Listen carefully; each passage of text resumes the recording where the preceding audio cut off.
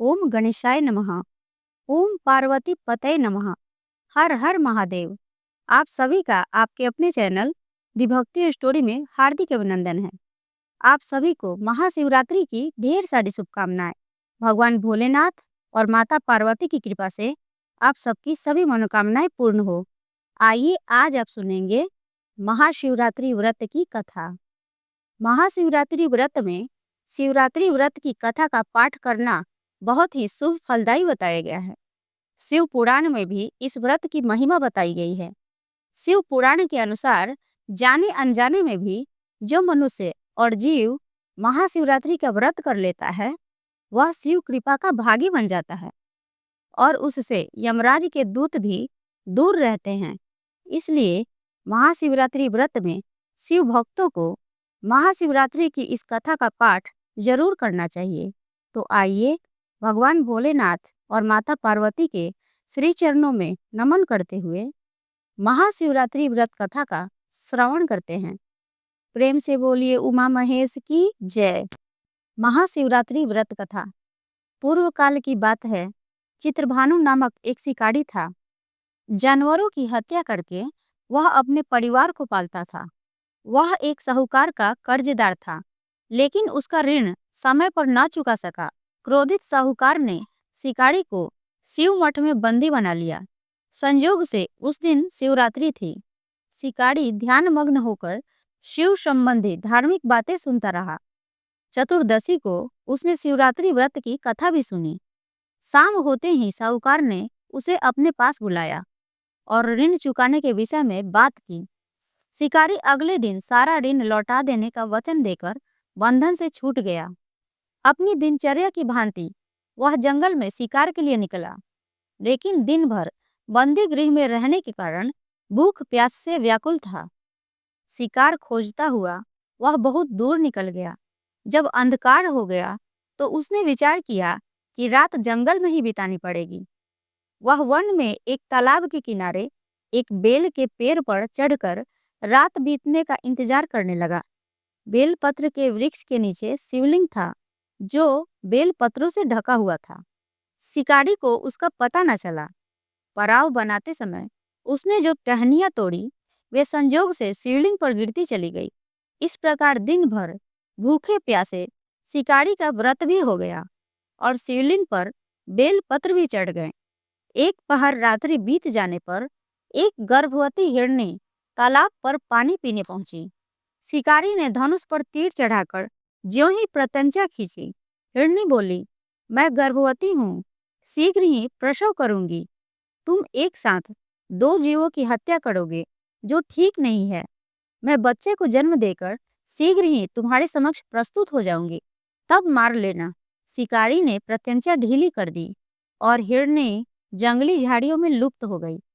प्रत्यंचा चढ़ाने तथा ढीली करने के वक्त कुछ बेलपत्र अनायास ही टूटकर शिवलिंग पर गिर गए। इस प्रकार उससे अनजाने में ही प्रथम प्रहर का पूजा भी संपन्न हो गया। कुछ ही देर बाद एक और हिरनी उधर से निकली। शिकारी की प्रसन्नता का ठिकाना न रहा। समीप आने पर उसने धनुष पर बाण चढ़ाया।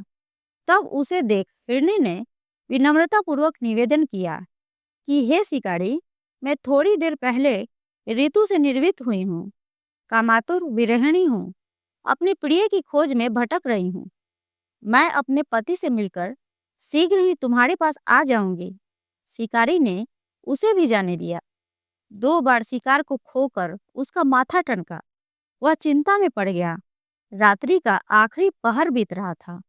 इस बार भी धनुष से लगकर कुछ बेलपत्र शिवलिंग पर जा गिरे तथा दूसरे प्रहर की पूजा भी संपन्न हो गई। तभी एक अन्य हिरनी अपने बच्चों के साथ उधर से निकली। शिकारी के लिए यह स्वर्णिम अवसर था। उसने धनुष पर तीर चढ़ाने में देर नहीं लगाई। वह तीर छोड़ने ही वाला था कि हिरनी बोली, हे शिकारी, मैं इन बच्चों को इनके पिता के हवाले करके लौट आऊंगी। इस समय मुझे मत मारो। शिकारी हंसा और बोला, सामने आए शिकार को छोड़ दूं? मैं ऐसा मूर्ख नहीं। इससे पहले मैं 2 बार अपना शिकार खो चुका हूँ। मेरे बच्चे भूख प्यास से व्याग्र हो रहे हैं। उत्तर में हिरनी ने फिर कहा, जैसे तुम्हें अपने बच्चों की ममता सता रही है, ठीक वैसे ही मुझे भी। हे शिकारी, मेरा विश्वास करो, मैं इन्हें इनके पिता के पास छोड़कर तुरंत लौटने की प्रतिज्ञा करती हूँ। हिरनी का दुख भरा स्वर सुनकर शिकारी को उस पर दया आ गई। उसने उस हिरनी को भी जाने दिया। शिकार के अभाव में तथा भूख प्यास से व्याकुल शिकारी अनजाने में ही बेलपत्र के वृक्ष पर बैठा बेलपत्र तोड़ तोड़ कर नीचे फेंकता जा रहा था। पाँव फटने को हुई तो एक हिष्ट पृष्ठ हिरण उसी रास्ते पर आ गया। शिकारी ने सोच लिया कि इसका शिकार वह अवश्य करेगा।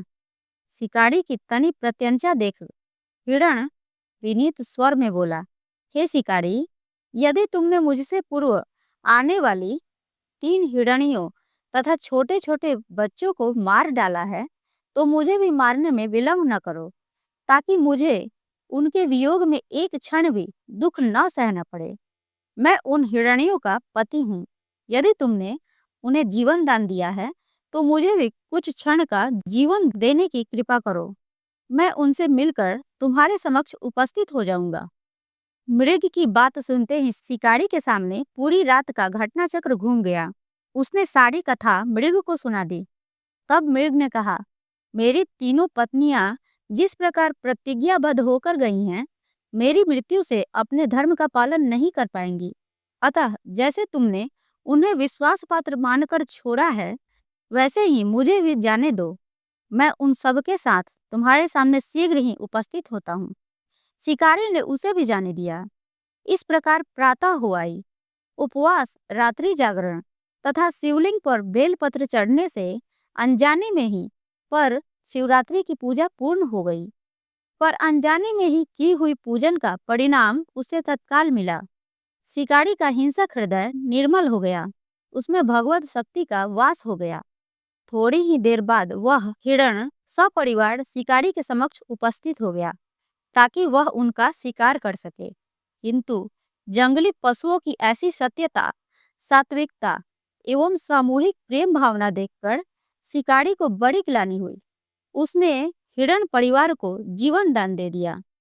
अनजाने में शिवरात्रि के व्रत का पालन करने पर भी शिकारी को मोक्ष की प्राप्ति हुई।